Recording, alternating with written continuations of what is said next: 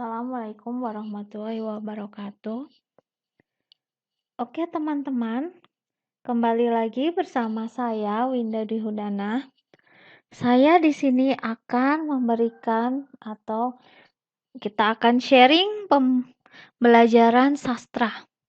Nah, di sini saya akan sharing mengenai apa saja pendekatan-pendekatan dalam penelitian sastra. Ya, agar kalian nanti ketika melakukan penelitian sastra, itu kalian bisa memilih pendekatan penelitian sastra yang tepat untuk penelitian sastra kalian. Oke, kita langsung. Nah, kenapa sih? Kita jawab dulu pertanyaan ini ya. Penelitian sastra membutuhkan pendekatan. Nah, pendekatan ini ibaratkan pisau yang membedah penelitian kalian. Jadi, penelitian kalian akan lebih cocok apabila kalian mengetahui apa saja pendekatan yang sesuai untuk penelitian sastra. Oke. Yang pertama ini kita belajar dulu pendekatan ya dalam penelitian sastra menurut Abrams. Nah, pendekatan ini ada 4, yaitu pendekatan mimetik, pendekatan pragmatik, pendekatan ekspresif, dan pendekatan objektif. Nah, di dalam pendekatan mimetik itu pendekatan sastra yang menitik beratkan pada atau menjadi acuan terciptanya karya sastra. Nah, mimetik ini kalian bisa melihat karya sastra tersebut tercipta. Jadi, bagaimana karya sastra itu tercipta oleh pengarangnya. Yang kedua, ada pendekatan pragmatik. Pendekatan ini menitik beratkan pada respon pembaca terhadap sebuah karya sastra. Jadi seperti apa pembaca itu merespon karya sastra yang diciptakan. Selanjutnya ada pendekatan ekspresif. Pendekatan ini menitik beratkan pada pengarang itu sebagai objek kreator karya sastra. Jadi bagaimana ya proses kreatifnya karya sastra itu dibuat. Yang selanjutnya pendekatan objektif, pendekatan yang memandang perhatian pada karya sastra itu sendiri. Jadi seperti apa itu karya sastra? Nah, itu menggunakan pendekatan objektif. Nah, ini selanjutnya ada pendekatan dalam penelitian sastra yang kemudian berkembang di masyarakat. Di dalam pendekatan penelitian sastra itu ada sekitar 11 pendekatan yang nantinya mungkin akan berkembang lebih banyak lagi. Nah, ini sementara yang pendekatan-pendekatan yang terkenal ya yang sering digunakan dalam penelitian sastra. Oke, yang pertama ada pendekatan strukturalisme. Nah, ini sangat-sangat umum dan pendekatan yang paling sering digunakan dalam penelitian sastra, terutama penelitian untuk siswa-siswa di SMP atau SMA. Nah, pendekatan strukturalisme itu memandang dan memahami karya sastra dari segi struktur karya sastra itu sendiri, atau kita bisa sering gunakan ya untuk mencari unsur intrinsik karya sastra. Nah, contoh dari penelitian ini saya ambil contohnya, misalnya analisis unsur intrinsik dalam novel Laskar Pelangi karya Andrea Hirata. Nah, ini yang sering digunakan oleh para siswa untuk mengetahui isi dari karya sastra, terutama novel dan cerpen.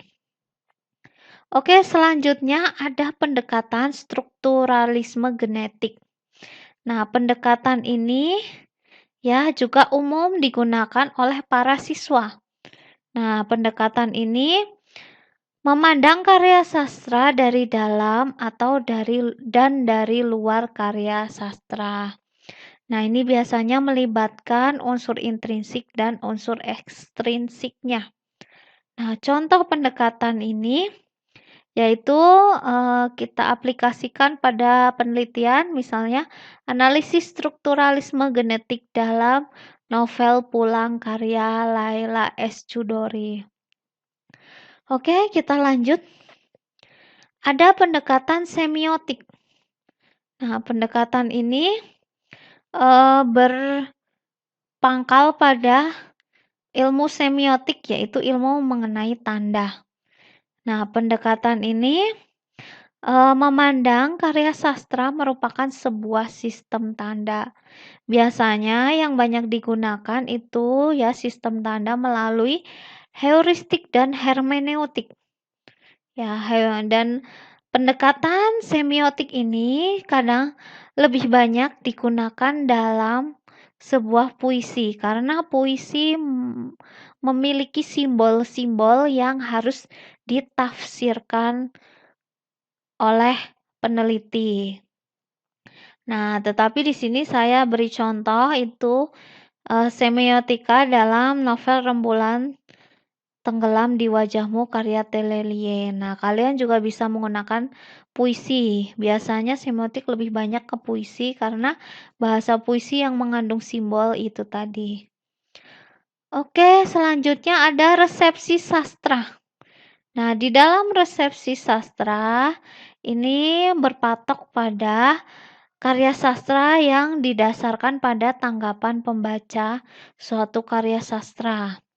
Nah, untuk resepsi sastra memang tidak banyak dilakukan penelitian ya, karena ini harus melibatkan pembaca ya untuk merespon seperti apa suatu karya sastra tersebut. Nah, contohnya penelitian resepsi sastra itu analisis resepsi sastra terhadap novel Bumi karya Telelie. Jadi kita harus mengetahui tanggapan para pembaca mengenai novel Bumi karya Telelie itu seperti apa. Apakah positif, apakah negatif, kemudian bagaimana mereka mengkritiknya, atau mungkin memberi masukan dan sebagainya, atau memuji. Nah, itu tergantung dari para pembaca dari karya sastra tersebut. Lanjut, ada pendekatan stilistika. Nah, pendekatan stilistika ini berkaitan dari segi keindahan bahasa karya sastra. Karena kita tahu memang karya sastra itu menggunakan bahasa sebagai medianya, ya. Dan bahasa tersebut merupakan bahasa yang estetik, bahasa yang mengandung keindahan. Nah, untuk dapat menafsirkan keindahan dari bahasa tersebut, kita bisa menggunakan pendekatan stilistika. Nah, pendekatan ini biasanya membedah bahasa-bahasa yang digunakan, misalnya majas atau bahasa figuratif dan sebagainya. Jadi bahasa yang digunakan dalam karya sastra. Nah, di sini saya beri contoh. Penelitian sastra menggunakan stilistika, yaitu gaya bahasa dalam lirik lagu Melukis Senja karya Budi Doremi. Nah, gaya bahasa di sini itu sangat luas, semua karya sastra bisa. Ya, misalnya dalam novel, dalam cerpen, dalam puisi. Nah, kadangkala lebih banyak pendekatan stilistika itu digunakan dalam penelitian puisi. Oke, kita lanjut pada sosiologi sastra. Nah, ini sosiologi sastra banyak banyak teorinya karena memang sosiologi sastra itu luas dan sosiologi sastra itu memang sangat diminati oleh para peneliti. Karena sosiologi sastra itu mengkaitkan karya sastra dengan masyarakat. Nah, ini sangat-sangat diminati untuk diteliti bagaimana sosial yang ada di dalam karya sastra dan ada di masyarakat, dan itu sangat menarik. Nah, teori sosiologi sastra itu ada 9 ahli yang kemudian mereka membuat teori-teori berkaitan dengan sosiologi sastra. Yang pertama ada teori dari Auguste Comte. Nah, kemudian dan dia bersama Pitrim Sorkin. Nah, mengungkapkan mengenai ya budaya, tingkatan budaya dan budaya dominan yang ada di dalam masyarakat.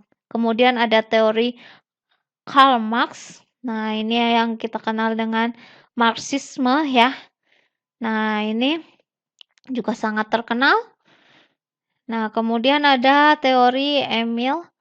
Nah, itu juga mengenai struktur sosial. Jadi, di masyarakat itu berkembang struktur sosial, ada kaum borjuis dan proletar. Nah, itu. Kemudian ada Marx, itu mengungkapkan tentang kualitas rasional dan otoritas birokrasi. Kemudian ada teori George dan Ralph, itu mengungkapkan tentang interaksi sosial, konflik sosial, yaitu biasanya konflik tokoh dan konflik kelas, kelas atas, kelas bawah. Kemudian ada teorinya Charles, itu mengungkapkan tentang sistem evolusi. Ada teori lagi dari Min dan Charles, itu mengenai interaksi simbolik. Kemudian ada teori Talcott, itu mengenai interaksi dan keteraturan sosial. Ada teori dari Peter, itu mengungkapkan sedimentasi pengetahuan manusia. Jadi untuk sosiologi sastra sangatlah banyak, dan itu yang berkaitan dengan sosial itu banyak sekali ya. Jadi kita memang harus bisa memilih kira-kira yang akan diteliti dan kalian bisa menggunakan teorinya siapa.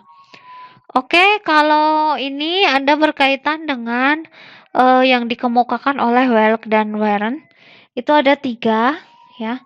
Ini yang sangat umum dan sangat sering digunakan, itu sosiologi pengarang, sosiologi karya sastra, dan sosiologi pembaca. Jadi ada 3 aspek ini yang juga bisa kalian gunakan dalam meneliti karya sastra. Nah, contoh ada penelitian dari sosiologi sastra, itu ada kajian sosiologi sastra dan nilai pendidikan dalam novel Bumi karya Terelie. Atau mungkin kalian bisa mengambil konflik sosial dalam novel Negeri Para Berdebah karya Terelie. Itu merupakan kajian sosiologi sastra. Nah, kalian bisa memilih ya dengan teori-teori yang ada 9 ya tadi atau 10 ya. Teori yang tadi itu disesuaikan dengan karya sastranya. Oke, kita lanjut pada pendekatan psikologi sastra. Nah, pendekatan psikologi sastra ini juga sering digunakan oleh para peneliti ya untuk mengungkapkan tokoh-tokoh kepribadian tokoh dalam karya sastra. Nah, ini ada beberapa tipe menurut Welk dan Warren. Itu ada studi psikologi yang berkaitan dengan kepribadian tertentu. Misalnya di tokohnya tersebut dia memiliki sebuah kepribadian tertentu ya, atau mungkin kadangkala yang kita kenal sekarang seringnya mungkin ada sebuah kejiwaan yang mengalami gangguan. Nah, itu bisa diteliti. Kemudian ada studi psikologi yang berkaitan dengan proses kreatif pengarang. Nah, ini berkaitan dengan pengarangnya. Kemudian ada studi mengenai aspek hukum, keilmuan, psikologi yang diterapkan dalam karya sastra. Jadi, mungkin di dalam ilmu psikologi bisa diterapkan di karya sastra. Yang keempat, mengenai dampak psikologi yang dihasilkan dalam karya sastra terhadap pembaca. Nah, ini bisa kita teliti juga. Misalnya ada sebuah novel yang sedang booming, kemudian dibaca oleh para pembaca karya sastra, kemudian mereka terpengaruh dari sisi psikologinya. Nah, itu bisa kalian teliti. Nah, contoh dari penelitian psikologi sastra, ada analisis tokoh utama dalam novel Tarian Bumi karya Oka Rusmini. Nah, itu bisa jadi sebuah judul ya. Nanti kalian cari tokoh utamanya seperti apa, kemudian kalian teliti bagaimana tokoh utama atau kepribadian tokoh utama tersebut. Oke, kita lanjut pada pendekatan antropologi sastra. Nah, pendekatan antropologi sastra termasuk yang baru karena memang ilmu antropologi ya, jadi ini yang termasuk yang baru. Nah, untuk antropologi sastra itu berkaitan dengan analisis dan pemahaman mengenai karya sastra yang berkaitan dengan kebudayaan.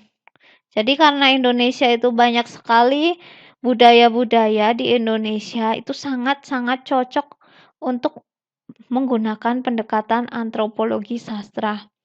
Nah, antropologi sastra itu mencakup 4 aspek, yaitu analisis terhadap beberapa karya sastra dan pengarang yang sama. Nah, itu bisa kalian analisis. Kemudian analisis dari pengarang yang berbeda. Jadi, karya sastranya, budayanya sama tapi pengarangnya berbeda. Kemudian analisis dari periode tertentu, misalnya dari periode zaman penjajahan, kemudian misalnya atau zaman kolonial, kemudian misalnya lagi zaman Orde Baru dan sebagainya.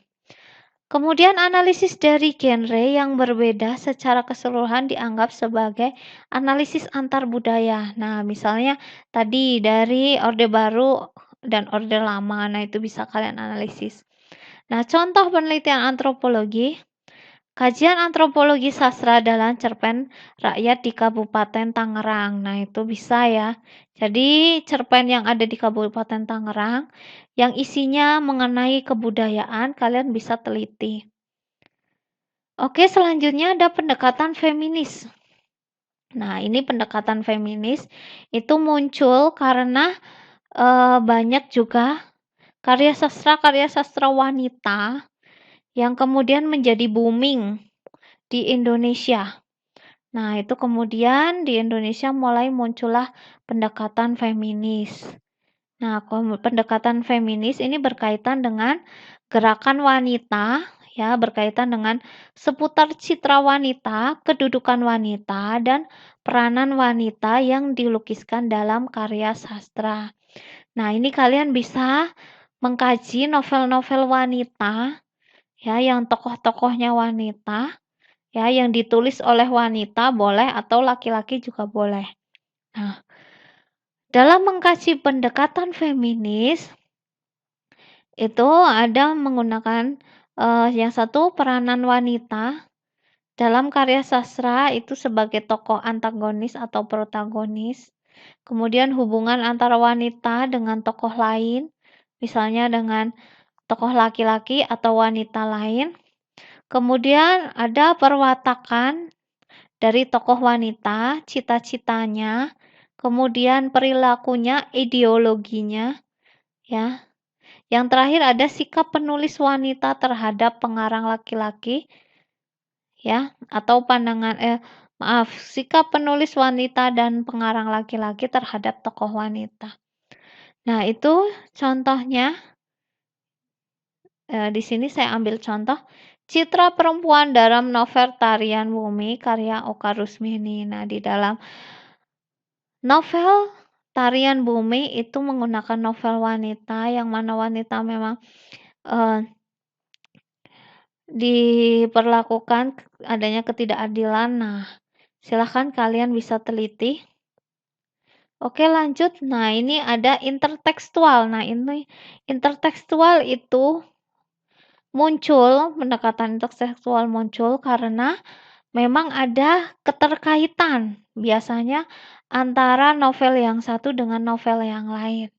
Mungkin ada yang sama, ya di dalam novel tersebut, entah itu dari tema, entah dari tokohnya, atau dari kebudayaannya. Nah, karena pendekatan intertekstual itu biasanya berpatok pada karya sastra itu dalam tidak lahir dalam kekosongan budaya. Artinya sebuah karya sastra biasanya diilhami oleh karya sastra lainnya. Nah, contoh yang, meneliti tentang intertekstual itu, kajian intertekstual novel Canting karya Aswendo dan Para Priyayi karya Umar Khayyam. Nah, di dalam novel tersebut memang ada persamaan ya, terutama di bagian tema, yaitu tentang kehidupan para orang-orang kelas atas ya, zaman dahulu. Oke, kita lanjut pada ekologi sastra. Nah, ekologi sastra ini merupakan salah satu pendekatan yang paling baru. Nah, ekologi sastra itu muncul ya karena banyak karya sastra yang mengkritik tentang adanya eee, misalnya penebangan pohon, kemudian adanya, yang merusak ekosistem yang ada di alam. Nah, jadi banyak juga karya sastra sekarang yang kemudian mengangkat tentang tema-tema tersebut, jadi perusakan alam, perusakan lingkungan. Nah, akhirnya muncullah ekologi sastra. Nah, ekologi sastra ini biasanya difokuskan pada ekokritik sastra. Jadi, banyak ya karya sastra yang kemudian mengkritik tentang orang-orang yang suka melakukan, eee, perusakan alam. Nah, contoh dari penelitian ekologi sastra misalnya, media kehidupan manusia dalam novel Kubah di Atas Pasir, ini kajian ekologi sastra. Nah, ekologi sastra merupakan ilmu yang masih baru, ya jadi mungkin penelitiannya juga belum terlalu banyak dan bisa kalian gunakan untuk penelitian. Oke, yang terakhir ya, terima kasih kalian sudah menyimak ya pendekatan-pendekatan dalam penelitian sastra yang bisa menjadi pertimbangan untuk kalian melakukan penelitian sastra.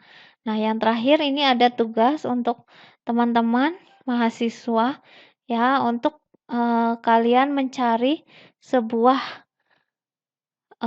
penelitian berkaitan dengan pendekatan karya sastra yang sudah saya ajarkan di atas tadi ya. Nah, itu kalian berikan reviewnya dan kemudian kalian presentasikan di pertemuan berikutnya. Oke, untuk hari ini materi yang sudah saya ajarkan saya akhiri. Assalamualaikum warahmatullahi wabarakatuh.